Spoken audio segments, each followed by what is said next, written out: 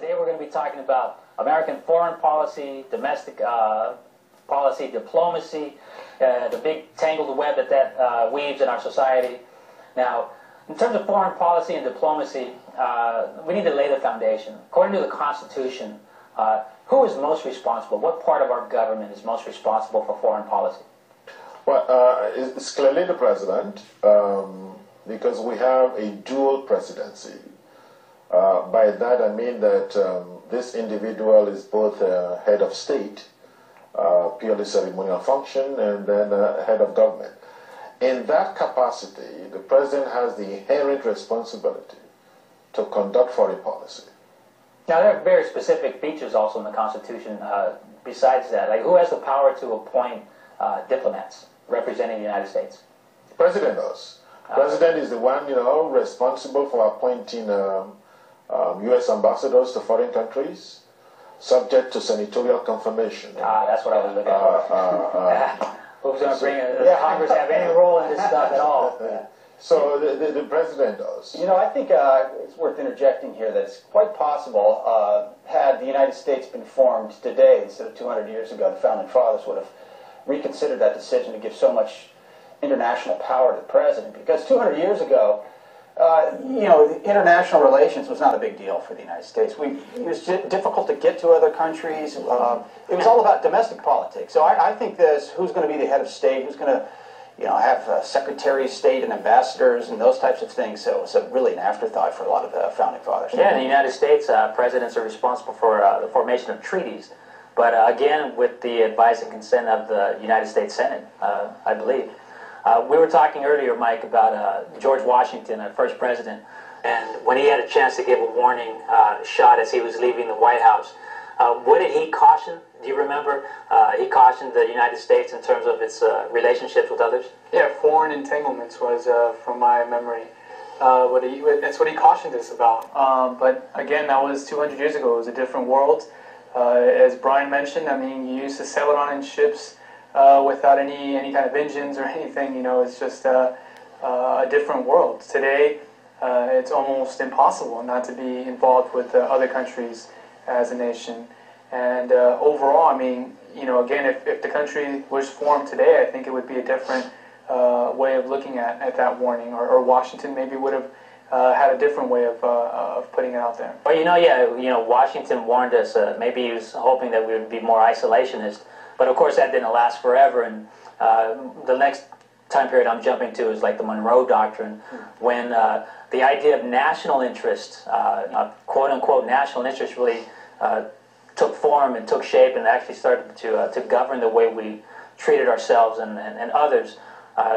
Now, the term national interest, Brian, you and I were talking earlier.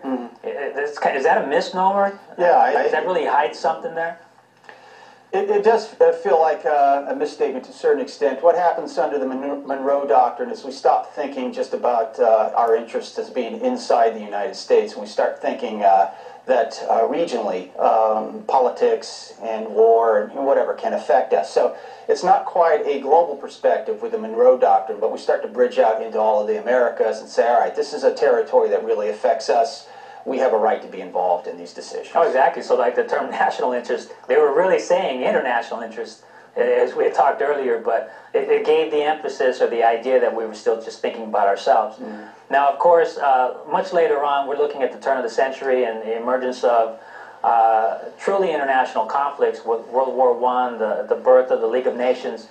Now, Mr. Obasa, let's drag you into this conversation here. At a certain point in history, the United States seems to become one of the key players, instead of one of the also-rans. It becomes one of the key players in the formation of international affairs and politics that continues to this day. What happened? What changed? Well, whatever we did has always been done in the national interest of the society. That is a subjective kind of definition. If you are defining foreign policy, there is no nation on the face of the earth, that has international definition. It's always subjective, national interest, And the UN is here because we can influence the UN. We pay most of the bills, at the UN. We have a seat at the Security, Council.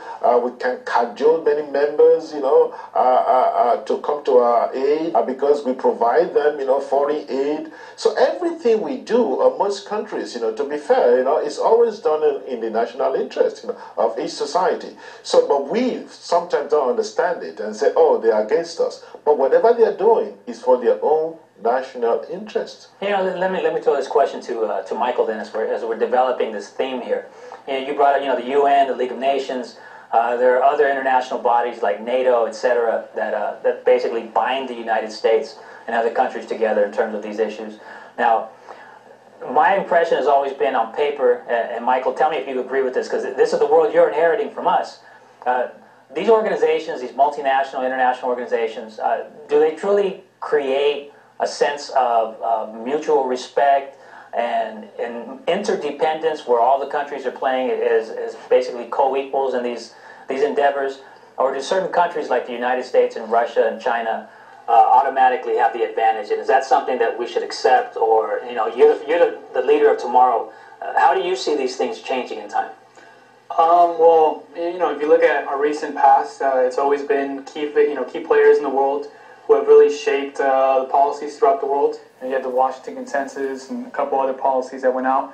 But now I think with the new administration, Obama has really changed it. He's changed it up a little bit. He's given everybody really a piece of the pie, I think. He's really taken this idea that America should lead the world and into a direction that really, again, like Professor Obasanjan, really benefits the United States into a more multilateral, as opposed to unilateral way of looking at things, and understanding that we're just one player of many, in the world, and we all have, again, same issues, throughout each country. We just want some focus on our countries sometimes, and overall, I think we're in the right direction. I think it's going to lead to this cooperation as opposed to this type of isolation that is. Well played. Since you brought up President Obama, let me ask a question.